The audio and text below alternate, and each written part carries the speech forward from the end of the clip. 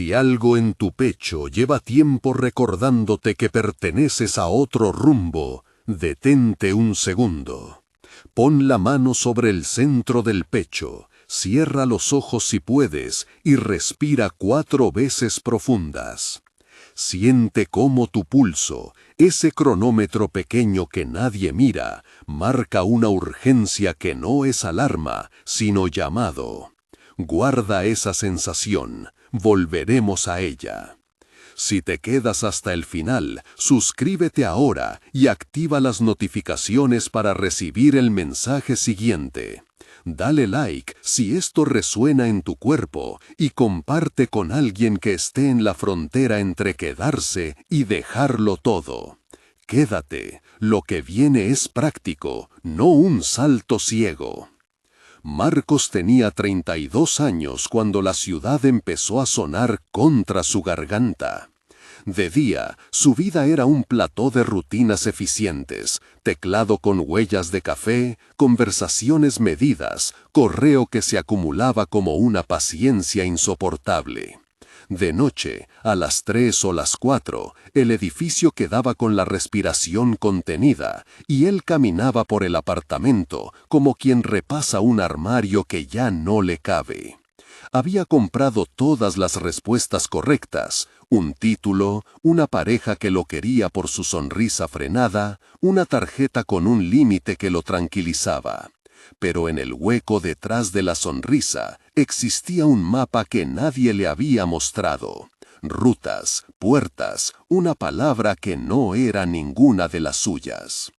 La primera vez que entendió que no era solo melancolía fue en un dormitorio ajeno, en Chiang Mai, donde había ido por azar para limpiar la cabeza después de otro mes de sobresaltos. El olor era a incienso húmedo y a mango maduro, la noche espesa. Un anciano que vendía té en la entrada del hostal le dijo con voz como páginas dobladas que algunos cuerpos se cansan de la ciudad y otras almas piden pasaporte. No habló de abandono, habló de atención. Escucha las señales, le dijo, porque no siempre vienen como salvavidas, a veces vienen como notas en el bolsillo. No exageres la palabra señal. Muchos viajeros reportan que las sincronicidades aparecen como insistencias suaves, una canción que repita el mismo estribillo en 3 aeropuertos, una persona que te mira con una certeza que te da nombre. En la vida de Marcos, esas insistencias se multiplicaron hasta hacerse argumento. Antes de marchar, anota si reconoces esto en ti. 1. Insomnio que trae imágenes de caminos en vez de tareas. 2. Una atracción persistente por pasaportes, mapas o billetes que no compras.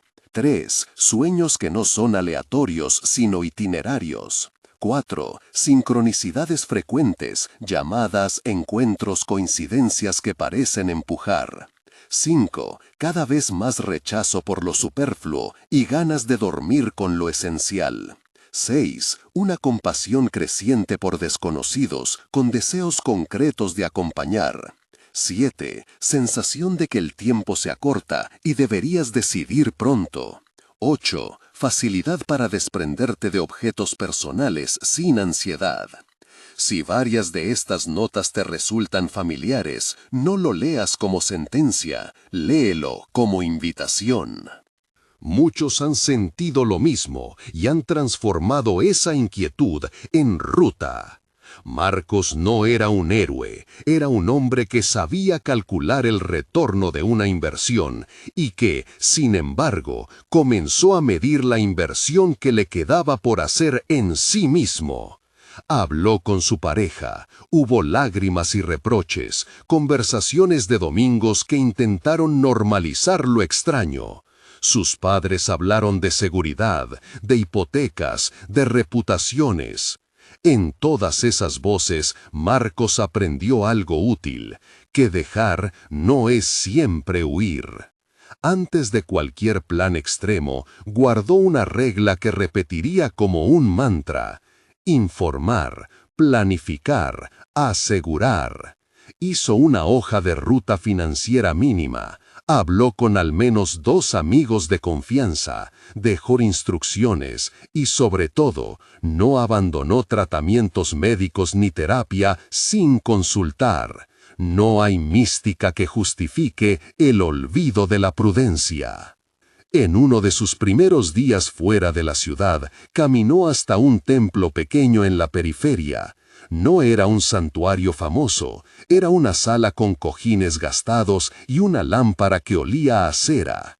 Allí conoció a quien sería su mentor por algunas semanas, un hombre de mirada templada que había vivido en muchas latitudes, que decía entender, sin dominarlos, términos como tulku o chasqui.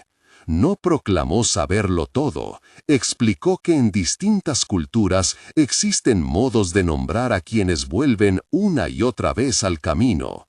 En el Tíbet hablan de tulku, maestros reconocidos por su continuidad. En las llanuras, los chasqui fueron mensajeros que cruzaron territorios. En tradiciones sufíes, el derviche gira para perderse y encontrarse. El mentor habló en términos de respeto y cuidado. Lo que ofrecen esas tradiciones no es un billete gratis, es un mapa de prácticas que ayudan a atravesar la incertidumbre con dignidad. En uno de sus primeros días fuera de la ciudad, caminó hasta un templo pequeño en la periferia. No era un santuario famoso, era una sala con cojines gastados y una lámpara que olía a cera. Allí conoció a quien sería su mentor por algunas semanas, un hombre de mirada templada que había vivido en muchas latitudes, que decía entender, sin dominarlos, términos como tulku o chasqui. No proclamó saberlo todo, explicó que en distintas culturas existen modos de nombrar a quienes vuelven una y otra vez al camino. En el Tíbet hablan de tulku, maestros reconocidos por su continuidad. En las llanuras, los chasqui fueron mensajeros que cruzaron territorios. En tradiciones sufíes, el derviche gira para perderse y encontrarse. El mentor habló en términos de respeto y cuidado. Lo que ofrecen esas tradiciones no es un billete gratis, es un mapa de prácticas que ayudan a atravesar la incertidumbre con dignidad.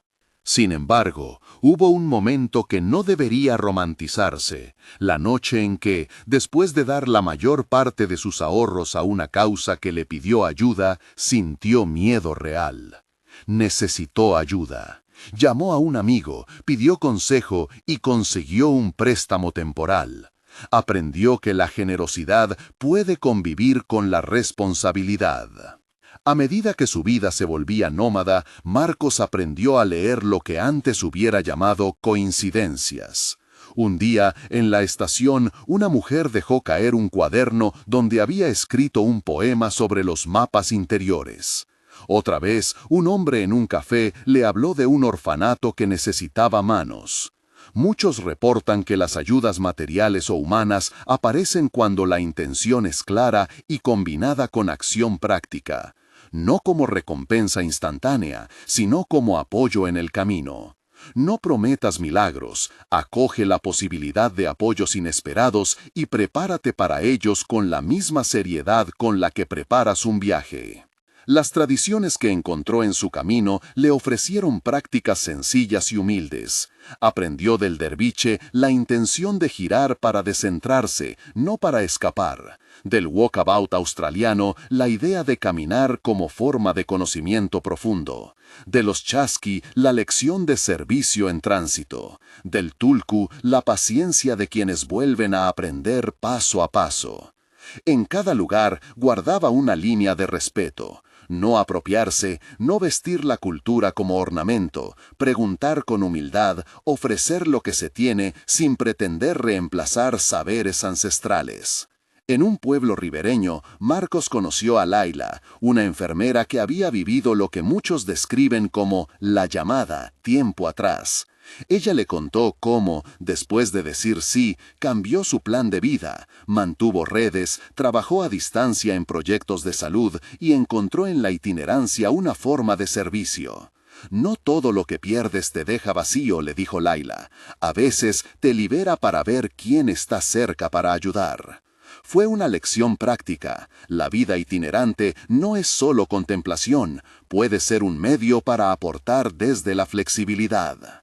No quieras que la narración convierta sufrimiento en belleza romantizada.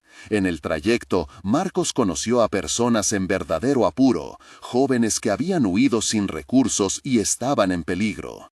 La diferencia entre un camino elegido y la precariedad impuesta puede ser cuestión de planificación y apoyo. Si sientes que la psique se estrecha hasta volverte incapaz de decidir, ansiedad paralizante, pensamientos de autolesión, busca ayuda profesional. Muchas historias de transformación comienzan con apoyo terapéutico, no con abandono. La valentía no es sinónimo de riesgo irresponsable. El clímax interior de Marcos llegó en una madrugada de lluvia fina, en un orfanato donde había ido a ayudar por una semana. Había cómplices en la tarea, niños que no pedían por lo que no conocían y voluntarios con manos rudas. Marcos se vio ofreciéndose sin medida, no para salvar, sino para acompañar. Y en ese acompañar encontró la imagen que lo puso en marcha. Su vida no era solo tránsito, era puente.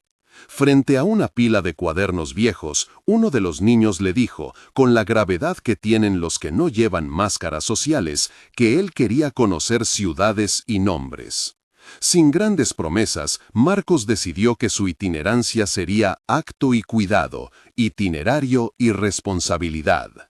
Si ahora quieres pensar en señales de que estás llamado, recuérdalas con frases cortas para memorizarlas. 1. Insomnio con mapas. 2. Atracción por pasaportes. 3. Sueños itinerantes. 4. Sincronicidades frecuentes. 5. Rechazo por lo superfluo. 6. Compasión activa por extraños. 7. Urgencia temporal. 8. Facilidad para desprenderte.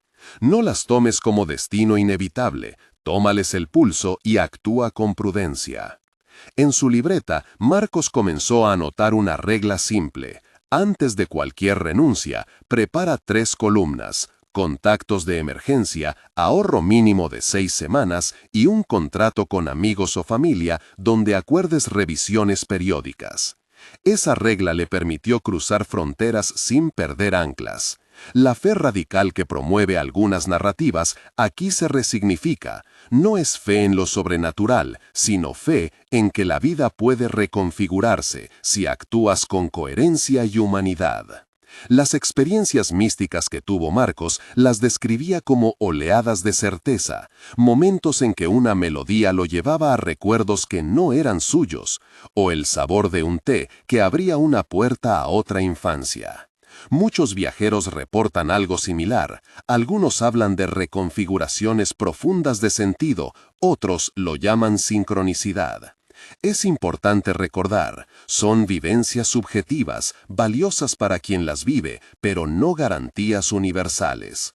En la última escena que relato ahora, Marcos está en el aeropuerto con una mochila que huele a lavanda y a libros rescatados. No hay una cámara, no hay público, hay su pulso acelerado, la nota doblada en su bolsillo donde escribió 3 cosas que entrega y la decisión que no se parece a un salto al vacío porque la preparó con redes y acuerdos. Mira la puerta de embarque y piensa en la frase que el mentor repitió sin énfasis: acepta que algo se acaba para que algo comience. Siente ese escalofrío que ya conoces desde el ejercicio del principio, mano en el pecho, 4 respiraciones. Antes de embarcar, no se trata de prometerte milagros materiales, se trata de aceptar una práctica, empezar por algo pequeño, por una promesa fechada que te comprometa contigo mismo. En la trayectoria de Marcos, ese símbolo fue escribir en su libreta la frase que desde hoy puedes preparar para tu día decisivo. Acepto el llamado. Fecha. No lo firmes hoy si aún no lo sientes. Prepáralo, haz la planificación, habla con quien debas hablar. La acción final no es teatral, es un acto de responsabilidad con la propia urgencia. Marcos cerró la libreta, la guardó en el bolsillo y se dirigió a la puerta. No hubo fanfarrias. En su lugar, hubo la certeza templada de alguien que aprendió a no confundir valor con temeridad.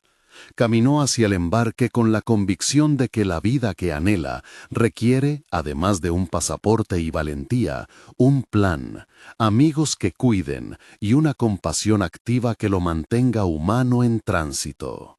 El viaje no era huida ni salvación automática, era una respuesta concreta a un llamado.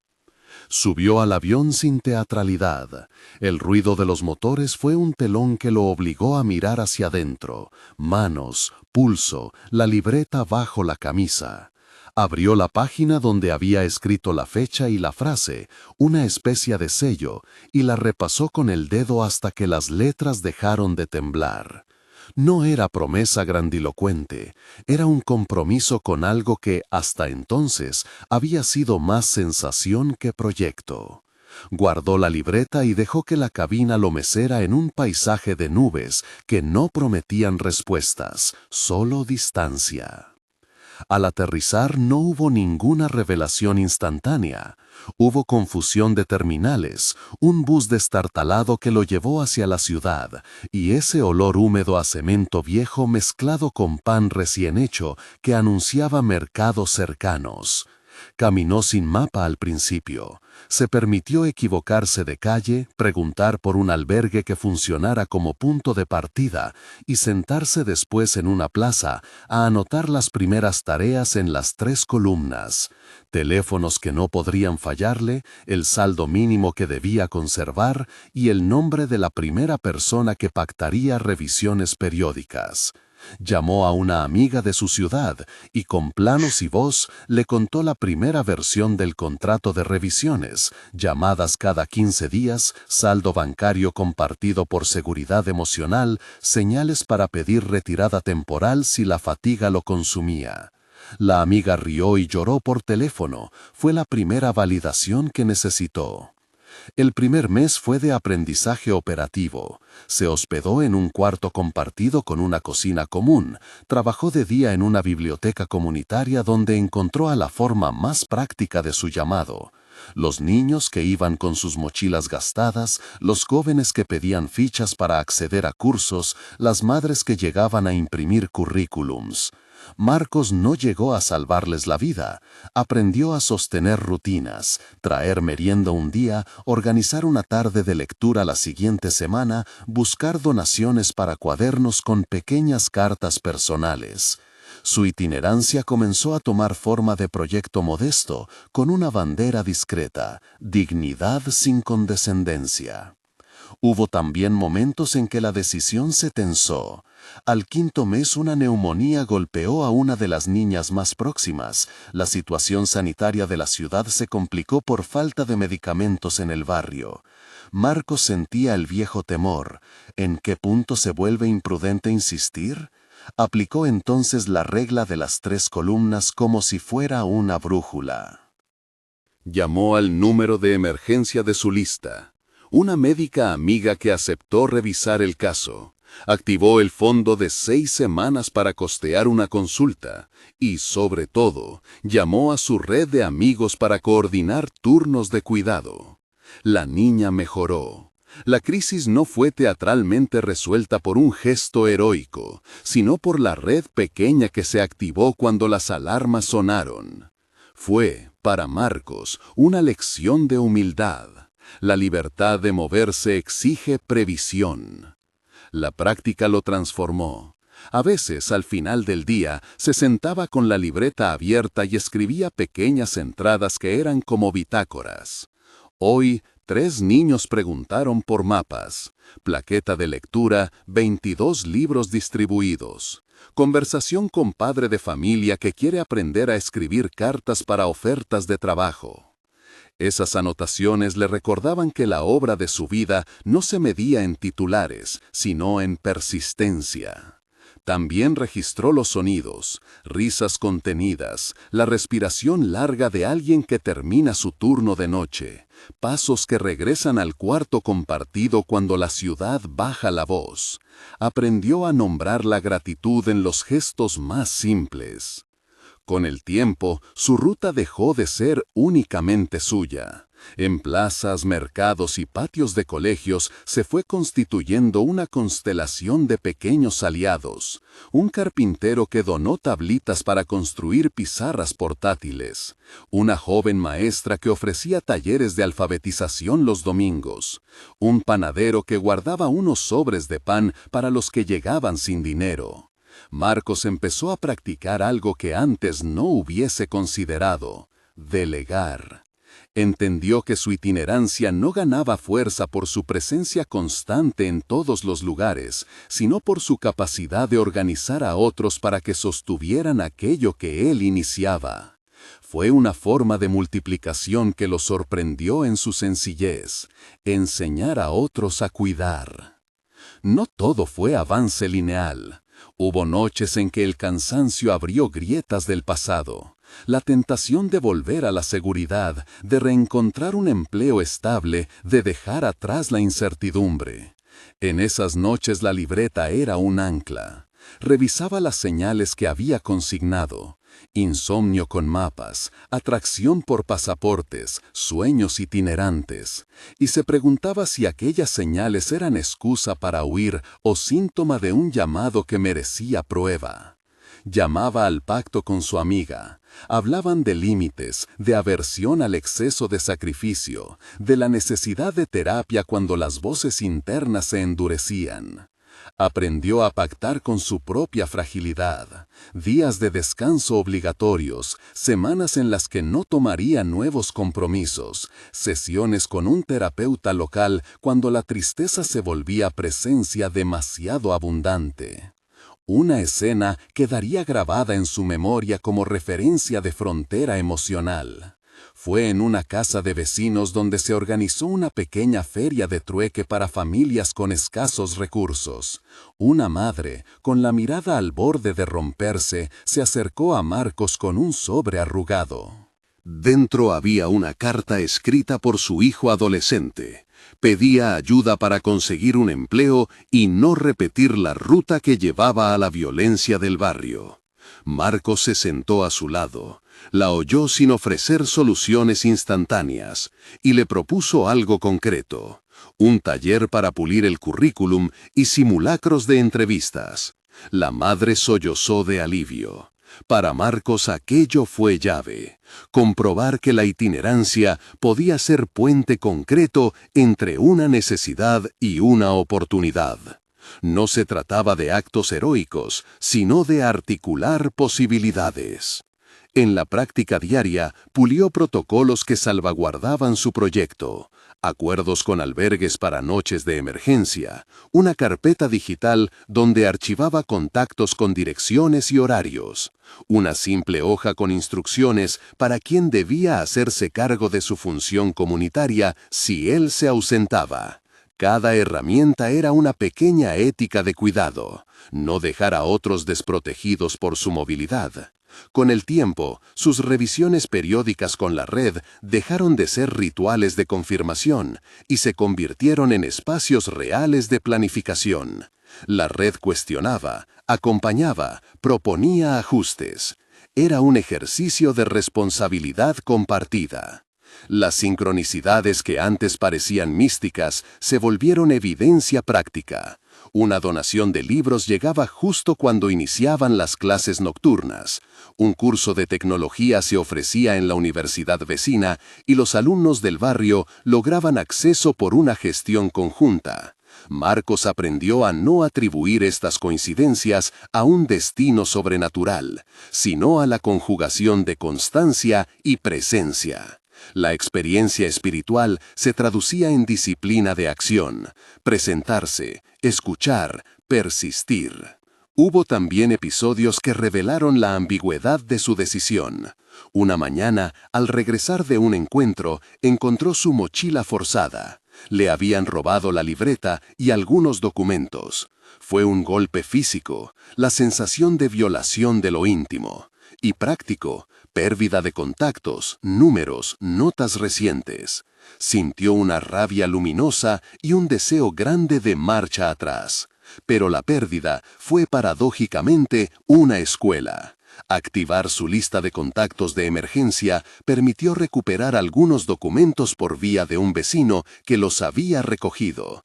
La copia digital en la nube, una de las previsiones que había tomado, le devolvió gran parte de las notas. Esa experiencia le confirmó que la prudencia era el compañero indispensable de la generosidad. A tanda de meses, su vida itinerante comenzó a institucionalizarse en formas ligeras. Proyectos con calendarios, acuerdos con escuelas locales, un newsletter mensual que sus amigos y donantes recibían con pequeñas historias de impacto. Marcos se resistía a convertirlo en algo rígido. Quería mantener la frescura del paso por distintos sitios. Sin embargo, encontró valor en los marcos. Los acuerdos ayudaban a sostener continuidad. Comprendió que la tensión entre movilidad y arraigo no era falsa dicotomía, sino campo de trabajo. Cómo llevar una vida que se mueve sin abandonar responsabilidades.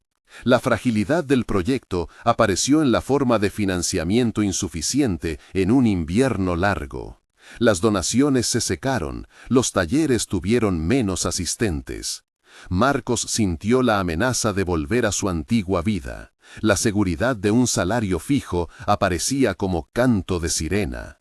Fue en ese momento cuando entró en juego otra lección del mentor: convertir el movimiento en oficio.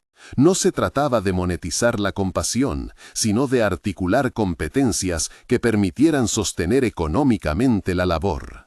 Marcos empezó a ofrecer cursos de capacitación para organizaciones pequeñas, hizo pequeñas consultorías para proyectos comunitarios y aceptó, con cuidado, encargos remunerados que encajaban con su ética. La iniciativa alivió la tensión y reafirmó una idea simple: vocación y solvencia no son opuestas si se piensa con creatividad. Mientras tanto, las caras que lo acompañaban dejaban huellas. Un adolescente llamado Leo, que había empezado a ayudar en las tardes, mostró pronto una habilidad para improvisar juegos didácticos con materiales reciclados. Marcos lo propuso como coordinador de actividades y con ese gesto abrió una vía de empleo y sentido para él. Ver a Leo sostener un grupo de niños lo emocionó. Aquella era la multiplicación práctica de su apuesta. No fue espectáculo, sino certeza de que el itinerario puede sembrar continuidad en otros. En una tarde de otoño, cuando la ciudad parecía respirar menos rápido, Marcos recibió una carta breve de su mentor. En ella había una frase a la que volvería muchas veces: el verdadero puente no es el que te permite cruzar a un lado u otro, es el que se queda y sostiene el paso de otros. La frase no lo conmovió por su grandilocuencia, sino por su utilidad. Era un recordatorio que lo ayudó a no confundir la movilidad con ego. Su proyecto no debía glorificar la figura del viajero solitario, sino crear infraestructura mínima para que otros pudieran transitar. Cerca del año de su salida del aeropuerto, Marcos organizó una actividad que sintetizó lo aprendido: una jornada de cambio de saberes, donde residentes del barrio enseñaban oficios y habilidades a los jóvenes, y los jóvenes, por su parte, enseñaban alfabetización digital a personas mayores. Fue una feria pequeña, sin patrocinadores grandes, pero con mesas que bullían de conversaciones. Al final del día, en un círculo improvisado, compartieron pan, historias y pequeños presentes. Marcos miró alrededor y notó la forma en que se tejía un tejido real, no sublime: manos que reparaban, voces que se escuchaban, miradas que quedaban. Sintió la satisfacción que no es júbilo ni alivio, es reconocimiento de trabajo hecho con paciencia. Aún así, el itinerario exigía nuevas decisiones. Alguien le ofreció colaborar en un proyecto semejante en otra ciudad lejana, uno donde las condiciones serían más precarias, pero la posibilidad de alcance mayor.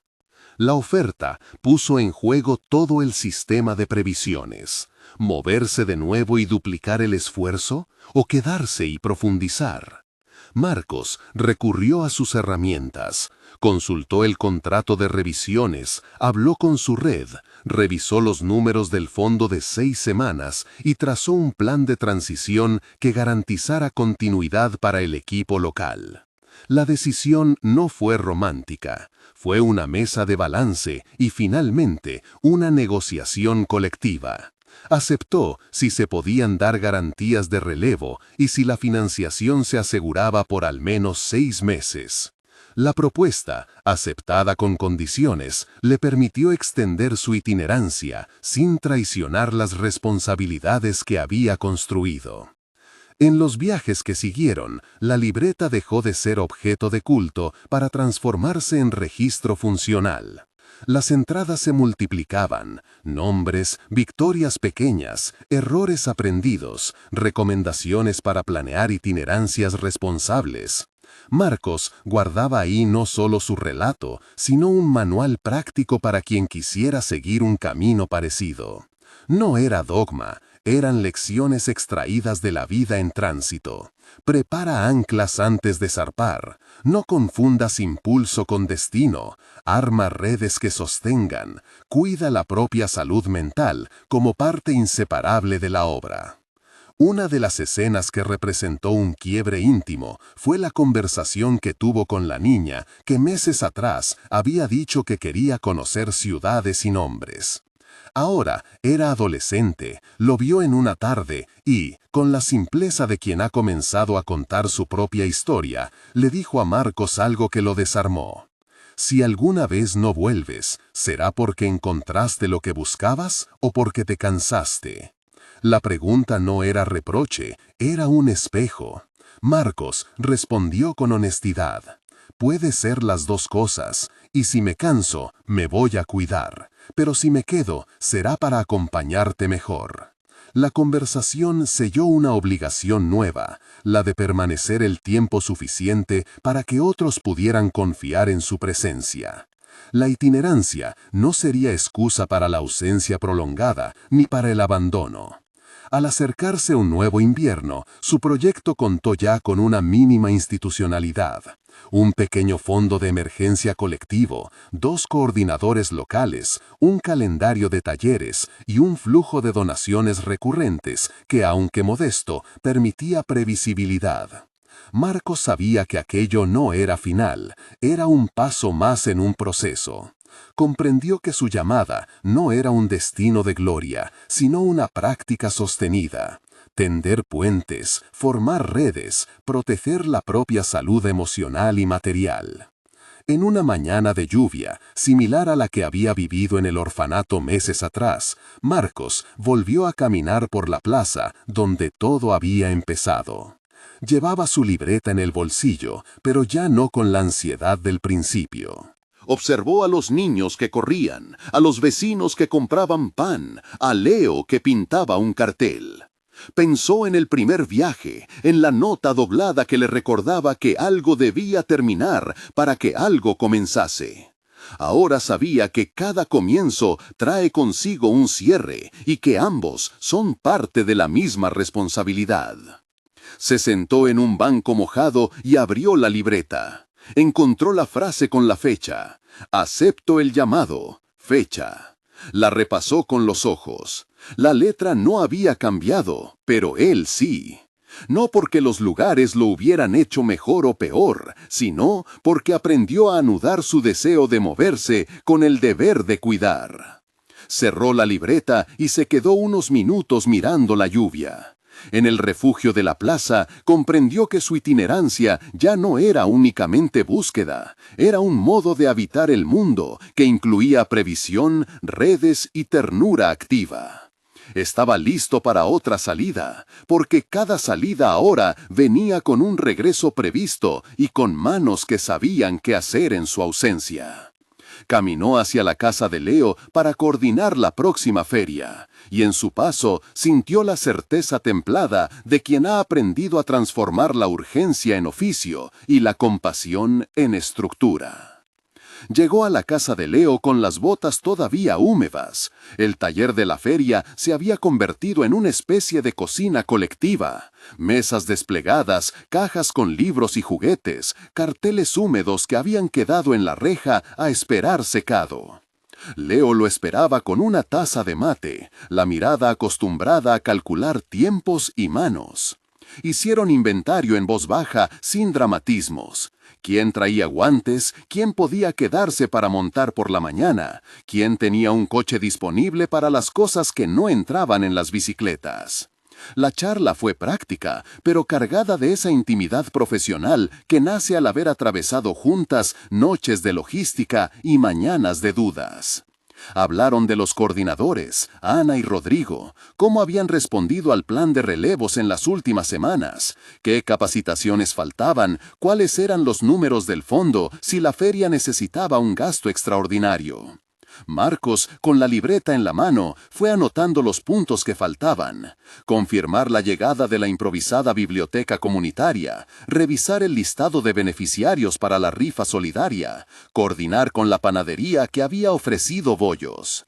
La adolescente apareció mientras repasaban las últimas líneas. No buscó protagonismo, se quedó en la puerta, con las manos en los bolsillos y una curiosidad que ahora venía templada por la voz propia. Leo la saludó con un gesto, y ella se acercó a Marcos con la naturalidad de quien ha visto partir y volver. ¿Te vas otra vez?, preguntó sin adornos. Él la miró y sin tipomear abrió la libreta en la página donde llevaba las fechas. «Vuelvo en 6 semanas», dijo. No fue promesa grandilocuente, fue un dato administrativo colocado con ternura. Ella leyó la fecha como si se leyera un mapa, y en lugar de alejarse aliviada, replicó suave. ¿Y si surge algo? ¿Cómo sabré que vuelves si la gente necesita y vos estás lejos? La pregunta devolvió a Marcos la misma imagen que aquella tarde en que ella, aún era niña, le había pedido explicaciones. Esta vez respondió con la voz cansada, pero serena. Porque ya no me voy a ir sin dejar anclas. Hay gente que sabe cómo seguir. Hay fondos, horarios y personas que pueden pedir ayuda. Y porque dejé un regreso anotado para que no sea una excusa. Ella asintió, medio satisfecha, medio cautelosa. Le tocó el brazo con un gesto que no pedía permiso, una caricia breve que decía sin palabras que esperaba comprobarlo. La noche antes de la feria trajo un sobresalto pequeño pero intenso. Un llamado de uno de los donantes recurrentes anunciando que debía posponer la transferencia prevista.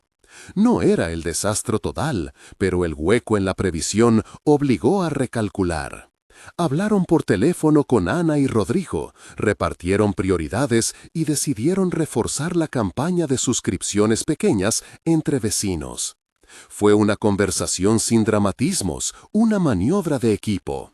Para Marcos, aquello fue una confirmación más de lo que había venido practicando. No depender de una sola fuente, sino de muchas manos que sumadas sostuvieron el proyecto. La mañana de la feria amaneció con un viento frío que barría las calles. A pesar de la lluvia intermitente, la plaza se fue llenando de gente. Vecinos con paraguas, madres con carriolas, adolescentes con ropa deportiva, personas mayores que caminaban despacio, pero con un interés firme.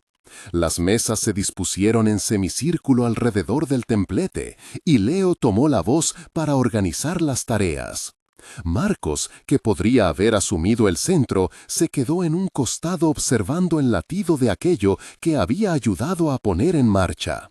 Fue un acto de humildad aprendido, mirar cómo otros funcionaban. A media mañana, cuando la fila para la atención pedagógica se hizo larga, se produjo el acontecimiento que puso a prueba el plan de relevos. El camión que traía las donaciones de ropa se demoró por una calle cortada. Un centenar de abrigos y mantas estaban retenidos a pocas cuadras. Era un problema logístico, con impacto directo en las personas que esperaban. Hubo un silencio breve, pero no pánico. Se activó el plan. Rodrigo, con el móvil en la mano, coordinó con un vecino que ofreció su furgoneta. Ana sacó la lista de prioridades de la libreta. Varias manos se movieron para reorganizar las actividades mientras llegaba la carga. Marcos sintió una mezcla de alivio y orgullo al ver cómo la comunidad respondía. No tuvo que correr ni tomar decisiones únicas. En su lugar, repartió mensajes tranquilos y atendió a quien le pedía algo más. Una taza de café para Leo, una sonrisa a la adolescente que ayudaba a ordenar los libros. Cuando finalmente los abrigos llegaron, el reparto fue ordenado con la certeza de que la lista, esa estructura sencilla que tanto le había costado aceptarla al principio, funcionaba. Al mediodía, cuando el templete comenzó con una breve intervención comunitaria, un hombre mayor subió al escenario y contó, sin estridencias, una historia de años. Cómo había sido niño en ese barrio, cómo se había ido y vuelto, cómo ahora, con manos arrugadas, quería colaborar. Aplastó la emoción en la garganta y nombró a Marcos no como autor del proyecto, sino como uno más en una red. No es tu esfuerzo solo, dijo, es de todos. Las palabras flotaron y calaron. Marcos se encontró con los ojos húmedos y no por la vanidad de la mención, sino por la claridad que ofrecía. La obra se había hecho común. Esa tarde llegó también la oferta que podría alterar sus planes. Un representante de una red más amplia se acercó con una propuesta para replicar el proyecto en otras ciudades, con financiamiento y la posibilidad de convertirse en coordinador regional.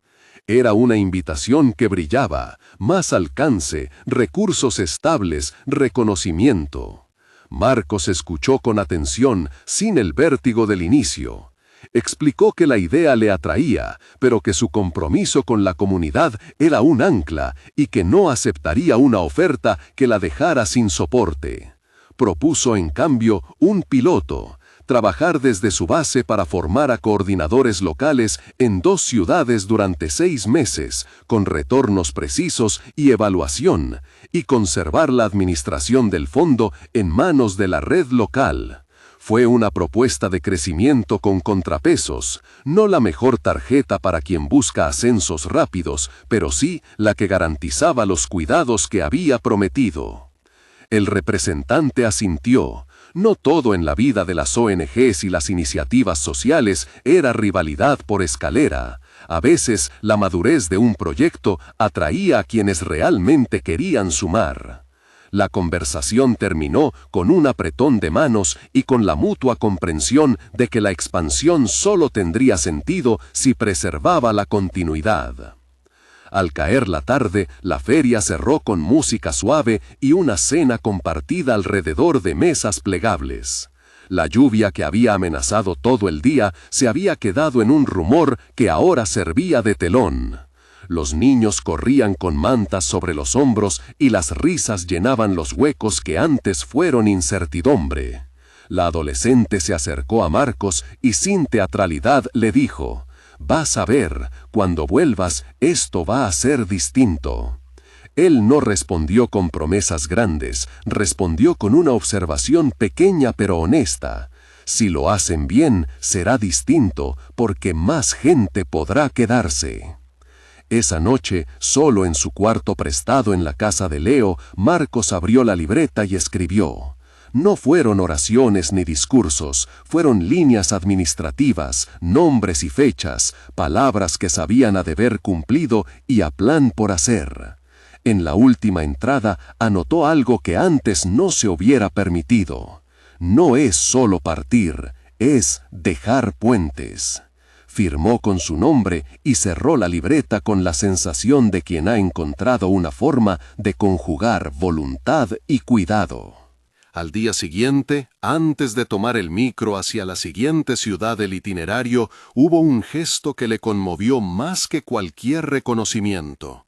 La adolescente le trajo un paquete de galletas caseras y un dibujo hecho con lápices de colores, un puente dibujado con figuras humanas cruzándolo. «Para que no te olvides», dijo. Él lo guardó en la libreta, entre las fechas y las notas, y sintió que la imagen le explicaba algo que las palabras no alcanzaban. Su movimiento era ahora un ritual de ida y vuelta, un oficio con reposiciones previstas. Partió con la certeza templada por la experiencia. La itinerancia seguía siendo su herramienta, pero ya no era la cortina que ocultaba descuidos. Era una forma de presencia que incluía despedidas razonadas, equipos entrenados y fechas de regreso anunciadas. Mientras el paisaje urbano se deslizaba, pensó en las próximas 6 semanas y en lo que podía impulsar desde la distancia. Formación en línea con materiales sencillos, llamadas para apoyo emocional y, sobre todo, tiempo para volver. Cuando el micro se alejaba, dejó atrás la plaza que lo vio nacer como itinerante y al mismo tiempo la misma plaza que lo había enseñado que volver era una obligación. Miró la libreta y supo que el camino seguiría ofreciendo preguntas. La diferencia ahora era que aprender a responderlas formaba parte del oficio tanto como encontrar nuevas ciudades. El micro cortó la estepa y con cada kilómetro Marcos fue despegando pequeñas certezas de la plaza que dejaba atrás.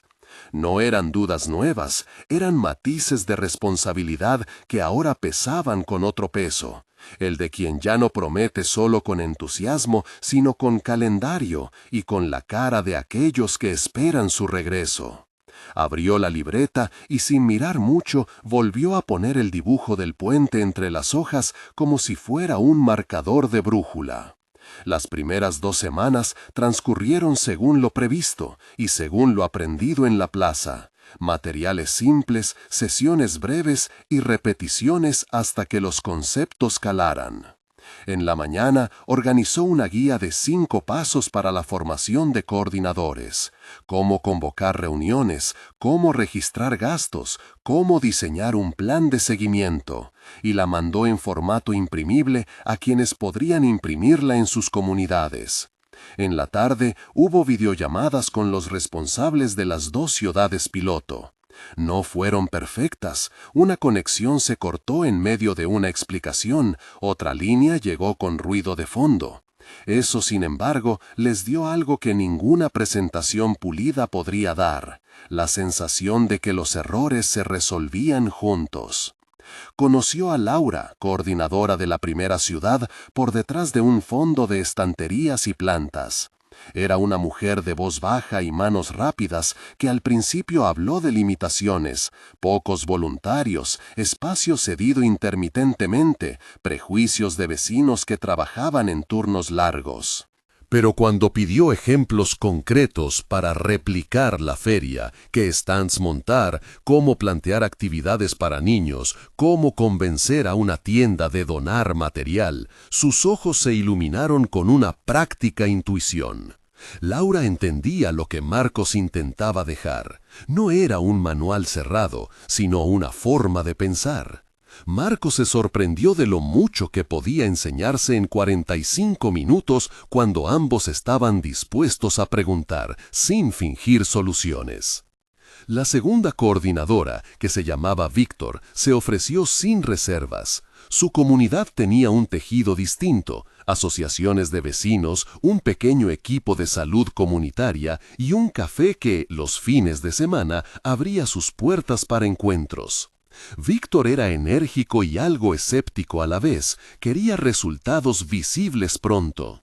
Marcos le explicó el calendario de 6 meses y el sistema de rendición de cuentas que había convenido con la red, informes trimestrales sencillos, auditorías comunitarias y la administración del fondo en manos locales. Si vamos a crecer, que crezca quien lo lleva, dijo Marcos, y Víctor asintió con la ansiedad de quien espera que el tiempo confirme su intuición. Todo parecía marchar, hasta que, a las 4 semanas, llegó la primera grieta sonora. Un correo breve, de esas cartas electrónicas que no llevan tono y sin embargo llevan todo el ruido de la desconfianza. Lo escribió alguien del Consejo Vecinal de la ciudad Piloto B. Decía que una compra hecha para materiales no aparecía en el registro y que había facturas en blanco. Pedían una aclaración. Marcos lo leyó una y otra vez. La letra digital parecía acusatoria y la sangre le subió al rostro con la incomodidad de quien siente el juicio de una comunidad que aún no lo conoce del todo. No era solamente una irregularidad administrativa, era una fractura en la confianza que sostenía la posibilidad misma de que la comunidad se apropiara del proyecto. Si había errores técnicos, se arreglaban fácil. Si había sospecha, el trabajo quedaba expuesto a rumores corrosivos. Convocó entonces una reunión urgente con Víctor y con la persona que había gestionado la compra, una mujer llamada Marta, contratada localmente para facilitar compras y logística. Marta explicó que había una factura que por descuido llegó sin el detalle del proveedor, que el proveedor había entregado los materiales y que para avanzar había dejado la factura incompleta con promesa de rectificar. Sus manos temblaron al confesarlo. Dijo que había decidido acelerar la compra porque los cursos empezaban al día siguiente y temía que el retraso dejara todo en la nada. Para algunos en la llamada aquello fue suficiente, para otros no. Desde la distancia y con la voz que la red le había pedido mantener, Marcos pensó en las opciones: abrir una investigación que centralice todo y que dejara la administración en manos regionales, o armar una respuesta de reparación y transparencia liderada por la propia comunidad. Podía haber aprovechado el incidente para demostrar autoridad. Podía haber ordenado controles más rígidos que, en la práctica, hubieran ido minando la autonomía que tanto le había costado sostener. Eligió otra cosa. Convocó una asamblea comunitaria presencial, solicitó documentación y propuso una transparencia pública. Una tabla con las compras, los comprobantes y las voces. No se trata de culpar a quien cometió el error, dijo en la plaza donde se reunieron, con voces que se mezclaban con el olor a pan y a humedad de la tarde. Se trata de reparar y aprender para que nadie pueda decir que esto es un proyecto de nombres, sino de la gente. Pidió a Marta que explicara ante todos lo sucedido, que mostrara los chats con el proveedor, que detallara las fechas. Pidió a Víctor que organizara un grupo de verificación integrado por vecinos, por jóvenes, por comerciantes. Propuso además que, de ese día en adelante, cada compra quedara disponible en un sobre sellado en la sede del café local, un procedimiento sencillo, visible y humilde, y que cualquier vecino pudiera revisar los papeles los sábados por la mañana. La tensión en la plaza fue larga y reprobatoria en algunos momentos. Hubo miradas que parecían querer piedras, pero también hubo preguntas prácticas. ¿Qué hacer si el proveedor no corrige la factura? ¿Quién garantiza que no habrá presiones? Marcos contestó sin pontificar. Dijo que la transparencia no evitaba errores, la vida no los evita, pero sí los hacía reparables. Les habló de puentes, no el puente dibujado entre ciudades, sino el puente de confianza que se construye cada vez que alguien admite un tropiezo y lo corrige públicamente. Y cuando Marta derramó la primera disculpa explícita, la plaza pareció respirar como quien deja salir algo que lo ataba. La solución fue mixta. El proveedor rectificó la factura en 7 días. El café local aceptó resguardar los sobres y ponerlos a disposición. Marta aceptó reforzar su capacitación con un curso de gestión básica que Víctor se comprometió a organizar. Y la comunidad definió un comité de vigilancia integrado por 3 vecinos elegidos en la asamblea. Nadie fingió que todo quedara perfecto. Lo que quedó, sin embargo, fue una práctica nueva, la reparación como política pública de un microproyecto. Cuando Marcos subió al micro de regreso a la ciudad base, sintió el cansancio en las rodillas. No era el cansancio del viaje, sino el que llega tras haber oído broncas, vergüenzas y promesas. Era un cansancio con un sabor a trabajo hecho. Repasó las notas en la libreta y, sin darse mucha cuenta, volvió a ver el dibujo del puente. Pensó en la adolescente con las galletas.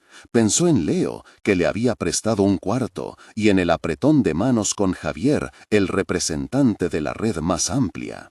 Pensó que la expansión no sería un mapa sin brocas, sería una costura con hilo de sutura fina. En la ciudad base lo esperaba una nueva lista de tareas: diseñar un breve taller sobre rendición comunitaria, preparar el próximo lote de materiales para imprimir y, sobre todo, planear la primera visita de retorno marcada en la libreta. Por la noche, en la cocina compartida donde 3 voluntarios remendaban un mantel, hubo una conversación doméstica que lo hizo reír de alivio. Uno de los jóvenes contó una anécdota simple. La primera vez que había montado un puesto en la feria, había olvidado las bolsas para los libros y la gente. Había cargado todo en brazos como si lo llevaran hacia casa. La espontaneidad de ese recuerdo le recordó a Marcos que la belleza del proyecto estaba muchas veces en lo improvisado que se convertía en costumbre. A medida que pasaban los días, la red de pequeñas rutinas, las llamadas semanales, los sobres en el café, las listas de verificación, empezó a desempeñar su función, no como control que apaga la iniciativa, sino como un esqueleto que sostiene las alas. Marcos aprendió a delegar con la incomodidad propia de quien está acostumbrado a tomar la iniciativa. Delegar no fue solo otorgar tareas, fue transferir autoridad y con ella el privilegio de equivocarse y de enmendar. Una tarde, cuando discutían el diseño de un afiche que debía servir en ambientes diferentes, una voz joven señaló algo que nadie había previsto. La tipografía del texto era pequeña para los adultos mayores que iban a las reuniones matutinas. La corrección fue tan obvia que provocó un aplauso inesperado. Marcos se quedó mirando la sala. Había llegado hasta allí con una mochila de certezas prácticas y se iba cada vez más convencido de que los mejores acuerdos nacían del roce cotidiano, no de las instrucciones desde arriba. Cuando, al cabo de 6 semanas, llegó el momento del primer informe trimestral, las cifras mostraron más que números. Mostraron asistencia, participación en talleres, compra de materiales por vecinos que luego los prestaban a otros, y la continuidad de 3 iniciativas menores nacidas de la feria: una biblioteca comunitaria, un taller de costura y un grupo de apoyo para jóvenes.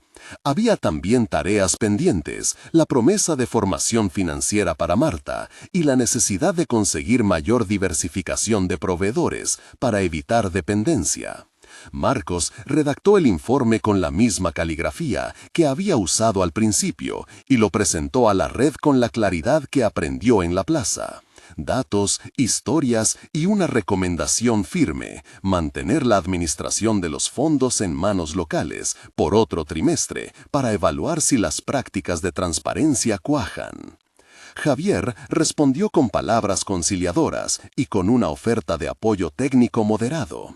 Propuso un taller regional sobre gestión de proyectos que se haría en la ciudad más central y que ofrecería pequeñas becas para quienes quisieran asistir. Marcos lo leyó y sintió que las piezas se estaban moviendo en sintonía.